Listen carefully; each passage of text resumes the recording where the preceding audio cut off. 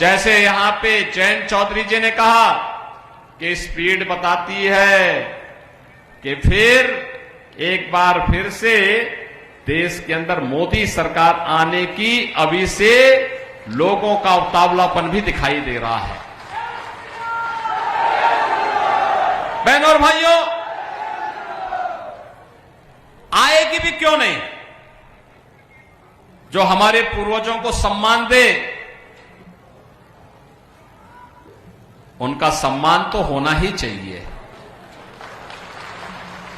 पहली बार चौधरी साहब को मोदी जी ने भारत का सर्वोच्च नागरिक सम्मान भारत रत्न देकर के हम सभी उत्तर प्रदेश वासियों का गौरव बढ़ाया है।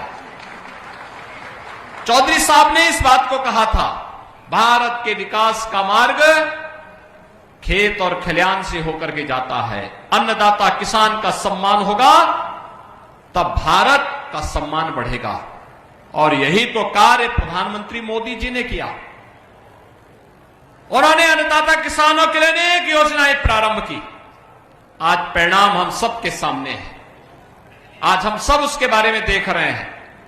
प्रधानमंत्री किसान सम्मान निधि या फिर चौधरी साहब का सम्मान का हो, भारत को दुनिया के अंदर सम्मान दिलाने का कार्य हो, भारत की सीमा को सुरक्षा प्रदान करने का कार्य हो, देश के अंदर आतंकवाद और नक्सलवाद की समस्या का समाधान करने का कार्य हो, या फिर वर्ल्ड क्लास इंफ्रास्ट्रक्चर,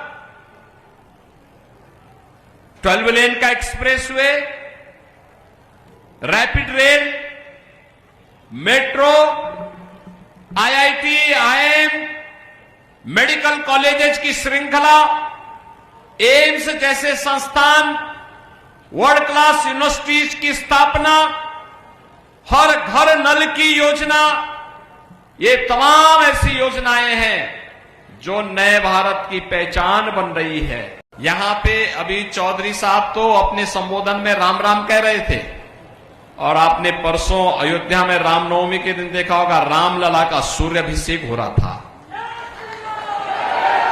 भगवान सूर्य की किरणों से भगवान रामलला के ललाट पर आपने कुछ मिनटों तक देखा होगा कैसे भगवान सूर्य जगमगा रहे थे।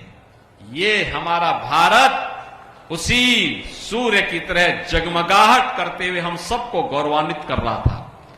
बहनों और भाइयों, सपा, बसपा, कांग्रेस, इन्होंने पश्चिमी उत्तर प्रदेश में सुरक्षा के लिए खतरा पैदा कर दिया था।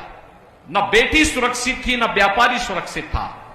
किसान के खेत से उसका ट्यूबवेल उखाड़ करके लोग लेके चले जाते थे। और सरकार बीजेपी की आई, हम लोगों ने एनडीए की सरकार में 15 लाख निजी नलकूप किसानों को फ्री में बिजली देने की कार्रवाई प्रारंभ कर दी है। बहनों और भाइयों, 27,000 करोड़ रुपए इस वर्ष हमने बजट में दे दिए हैं। गत वर्ष का पैसा भी दे दिया है। अन्नदाता किसान को कोई पैसा नहीं देना होगा। बहनों और भाइयों, जो चौधरी साहब का सपना था किसान को सुविधा मिले, उसी सपने को साकार करने के लिए सरकार ने निर्णय लिया। पिछली सरकारें दंगा करवाती थी, आज आप देखते होंगे दंगा नहीं है, कर्फ्यू नहीं है। अब तो कावड़ यात्रा चल रही है ना, शानदार तरीके से, शानदार तरीके से कावड़ यात्रा चलती है।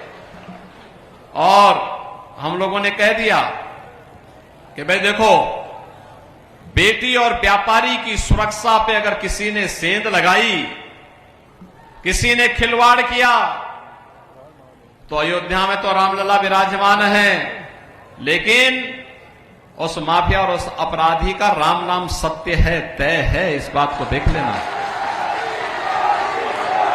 बहनों और भाइयों, ये जब मजबूत सरकार आती है तो सुशासन और सुरक्षा का ऐसा ही लाभ जनता जनार्दन को प्राप्त होता है।